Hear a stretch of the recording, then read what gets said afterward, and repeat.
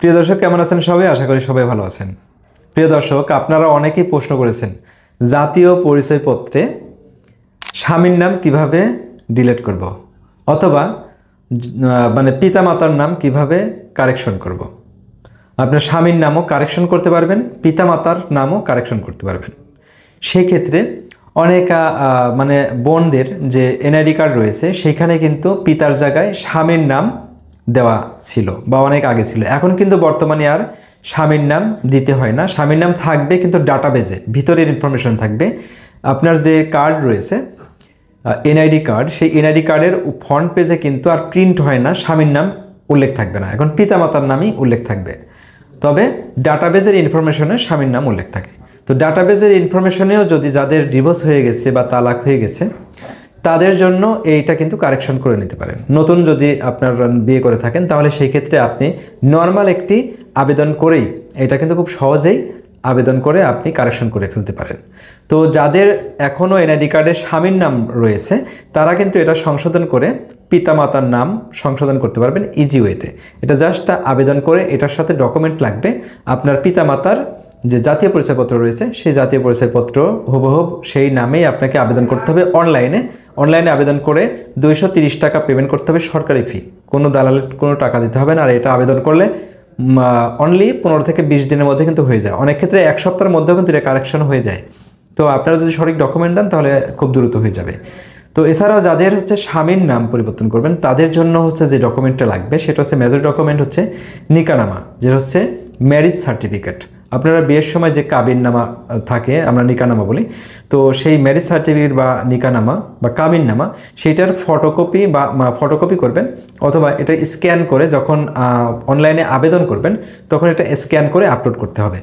আর সেখানে কোন কারণে আপনি আপনার যে ডিভোর্স হয়েছে সেই ডিভোর্সের যে একটা পেপারস রয়েছে, মানে আপনার আগের স্বামী যে তালাক হয়েছে বা ডিভোর্স হয়েছে সেইটার প্রুফ কি, নতুন যে আবার বিয়ে করেছেন নতুন স্বামীর নাম অ্যাড করবেন সেই ক্ষেত্রে আপনার এভিডেন্স কি, সেই এভিডেন্সের জন্য আপনার যে ডিভোর্স হয়েছে সেই ডিভোর্সের একটা পেপারস আপনাকে এখানে আপলোড করতে হবে। এবং নতুন যে হাজব্যান্ড হয়েছে, বিয়ে করেছেন, তার একটি কিন্তু যে নিকানামা নতুন হয়েছে সেটারও একটি ডকুমেন্ট আপলোড করতে হবে। এছাড়াও আপনার জাতীয় পরিচয়পত্র ওটিও আপলোড করতে হবে। এবং সেখানে সোনালী ব্যাংক অথবা বিকাশের মাধ্যমে কিন্তু 230 টাকা এখানে সরকারি ফি দিয়ে আপনি আবেদন সাবমিট করতে পারবেন। এবং এটা আবেদন সাবমিট করার পরে 10 থেকে 15 কার্যদিবসের পরে কিন্তু আপনার এটা আপডেট হয়ে যাবে। আপডেট হয়ে গেলে আপনার মোবাইল নাম্বারে ওটিপি আসবে, মানে একটা মেসেজ আসবে। সেই মেসেজই আপনি জানতে পারবেন যেটা হয়ে গেছে। যখন হয়ে যাবে তখন আপনাকে আর নির্বাচন কমিশনে যেয়ে এই এনআইডি কার্ড নিয়ে আসতে হবে না, আপনি ঘরে বসে অথবা যে কোনো কম্পিউটার দোকানে গিয়ে আপনি এটা ডাউনলোড করতে পারবেন। তবে মনে রাখবেন, আপনারা যখন এনআইডি কার্ডের আবেদন করবেন, যদি নিজে আবেদন করেন তাহলে তো আইডি পাসওয়ার্ড আপনার কাছেই থাকবে। যদি আইডি পাসওয়ার্ড কোনো জায়গায় লিখে না রাখেন, অবশ্যই লিখে রাখবেন, কারণ এটা পরবর্তীতে ভুলে গেলে ঝামেলা হয়ে যায়। আর যারা কম্পিউটারের দোকানে আবেদন করবেন অবশ্যই একটা কাগজে আইডি এবং পাসওয়ার্ড এটা লিখে নিয়ে আসবেন।